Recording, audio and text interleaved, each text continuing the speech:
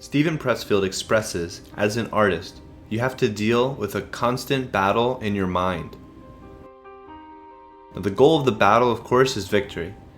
Victory over an enemy. An enemy that wants to stop you from completing a task.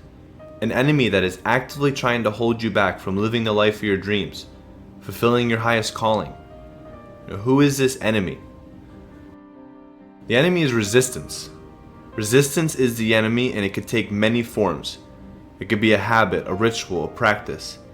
Anything that you do that takes you away from a task that you're trying to complete.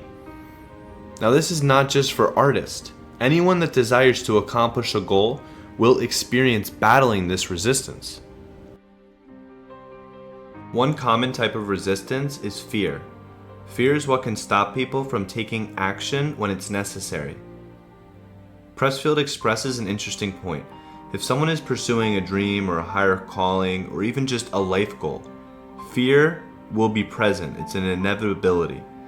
It can be fear of success, it could be fear of rejection, it could be fear of loss, fear of whatever. All that is resistance. So to give you an example, let's imagine a woman was in pursuit of a higher calling to start a restaurant, and it's always been her dream to start a restaurant. Well, if that's her higher calling and she's in pursuit of that, she'll have to deal with a lot of fear and adversity on the way of accomplishing that goal. She'll have to deal with fear of loss, like what if it doesn't work out? Fear of rejection, what if nobody likes what I come up with? All of those types of fear is resistance. And they're also the path and stepping stone to achieve her goal, to open that restaurant. Now, Pressfield expresses we all have a higher calling, and we have to take action upon our fear to pursue that. We're all born with a purpose, and to not pursue their higher calling would be an injustice to yourself and others. Take intelligent action in the face of fear and move in pursuit of your higher calling. For you, the big question to ask yourself is, what is my highest calling? What do I feel drawn towards? Why? Why discover and pursue a higher calling? Why are we drawn to whatever we're drawn to? Now, Pressfield expresses it is because it is our purpose. We were born to do it. With your higher calling, you have a choice which is your birthright, to pursue your higher calling and succeed.